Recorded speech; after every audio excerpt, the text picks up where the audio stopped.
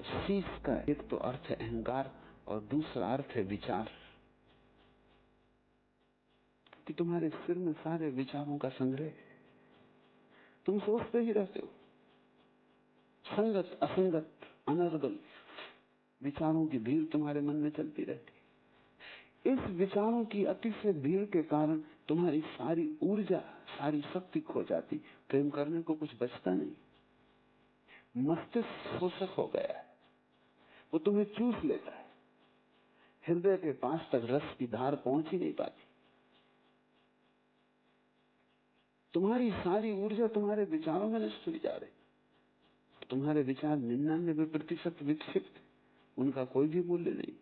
तुम न विचारो तो कुछ हर्जाना हो जाए, लेकिन तुम होश नहीं।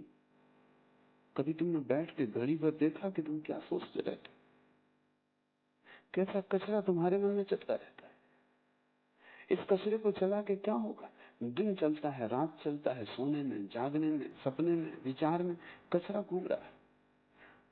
और ध्यान रखना कि छोटा सा भी विचार चलता है तो तुम्हारी शक्ति को नष्ट कर रहा है। वैज्ञानिक इस नतीजे पे पहुंचे कि अगर तुम 1 घंटे जाके खेत में कुदाली लेके गड्ढा खोदो तो जितनी शक्ति समाप्त होती है, 15 मिनट विचार करने में, चिंता करने में उतनी ही शक्ति समाप्त होती। चौगुनी शरीर के श्रम से, मन के श्रम में समाप्त होती। शरीर का श्रम तो कम हो गया है आदमी का, मन का श्रम बढ़ गया है। सिर शोषक हो गया है, वो किसी और तरफ शक्ति को जाने ही नहीं देता, सारी शक्ति को खुद ही पी लेता है।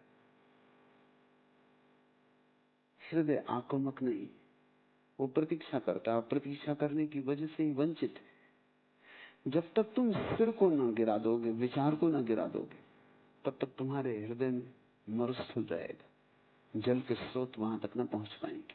और वहां पड़ा है बीज प्रेम का। जल स्रोत वहां तक पहुंचे तो ही प्रेम अंकुरित होगा। कहते हैं कबीर, प्रेम न बाड़ी उपजे, प्रेम न हाथ बिकाए, राजा प्रजा जी रुचे, शीश दे ले जाए।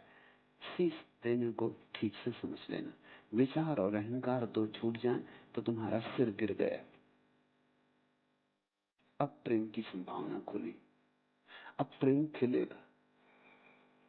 अब तुमने प्रेम के बीच से बाधा हटा दी। तुम्हारी खोपड़ी के अतिरिक्त और कोई बाधा नहीं, वही पत्थर की चट्टान की तरह बीच में पड़ी।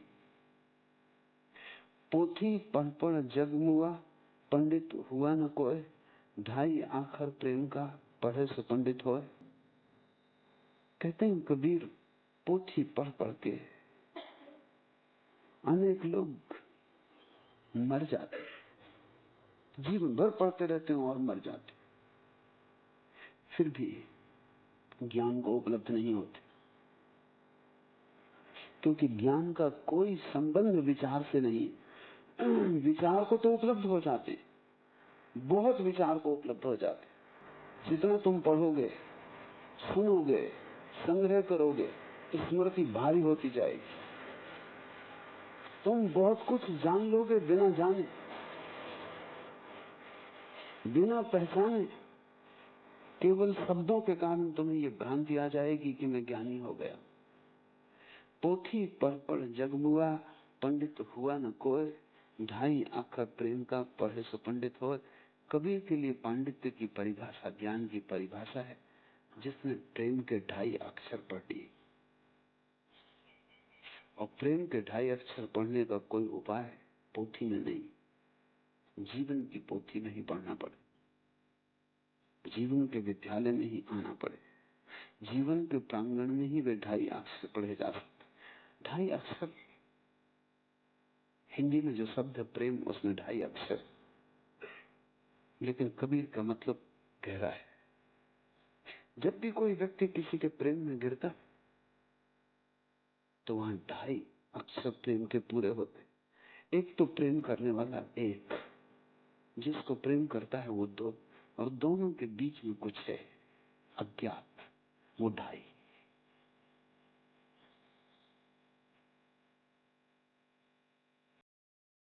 और उसे क्यों कबीर आधा कहते हैं, 2.5 क्यों 3 कह सकते हैं?